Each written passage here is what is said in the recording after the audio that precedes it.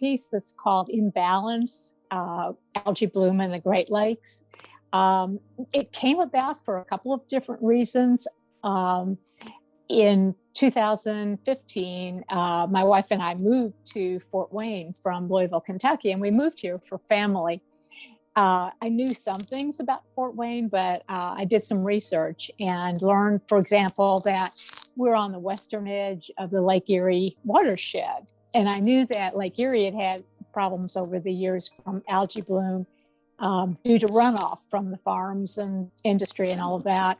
So that was, part of my research and into learning about this area.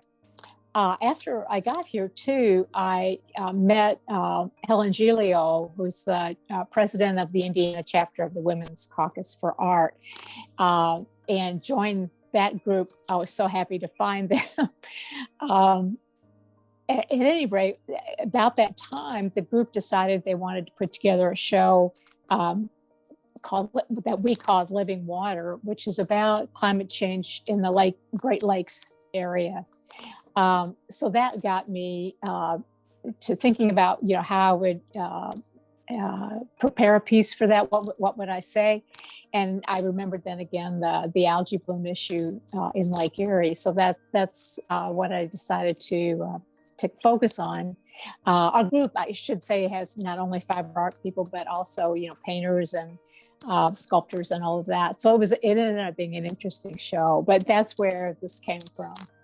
The changes that are being wrought by climate change, the things that are happening to our weather and, our bodies of water, that's going so quickly now. I think, people knew this was a huge problem, but the rate at which it's accelerating now, I think, has surprised everyone.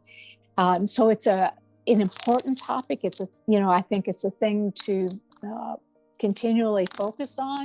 We need to do something and quickly. So, for that reason, I thought that the theme of the show was important. And hopefully, my piece could contribute to that topic. I started with this area, the earth area of this piece, and dyed the fabric, dyed it gray to begin with. And then I used flour paste resist on it with the black and came up with the really fine, I don't know how well you can see that, but the fine lines in the background. Then I decided it needed to be a little greener. And so I used intense blocks on that. And I ended up being happy with that because it has, without screaming green on the land, it does have a green sheen to it. I think next I went to the water area, and this is of course, the shibori dyed area of it. And what I did with that's a piece of silk organza that I dyed. It started out as the blue, and then wrapped it on a pole and scrunched it up, and then painted the green on it so that it came out in these little stripes of green. And that's backed then with a blue felt. Then I decided that I needed something for the mass areas of algae bloom on the lake. And I came across, this is a piece of art paper. So it had the holes and things, and I sort of exaggerated those, and I also painted it to make it greener than it was. So I inserted those. And I think probably the last thing I did were these, what I think of as road areas in the earth. And I did that last with Inktense blocks. Actually, it's a top and a bottom, and they're offset at the sides. Hence Imbalance. And I decided to leave, this little space in the middle, again, to accentuate that idea of imbalance.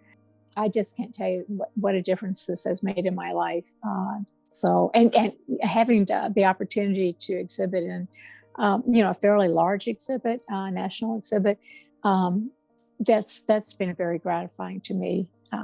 And I have been so fortunate, I have to say, and all the people I met, and in the opportunities that I've had in the art quilt world.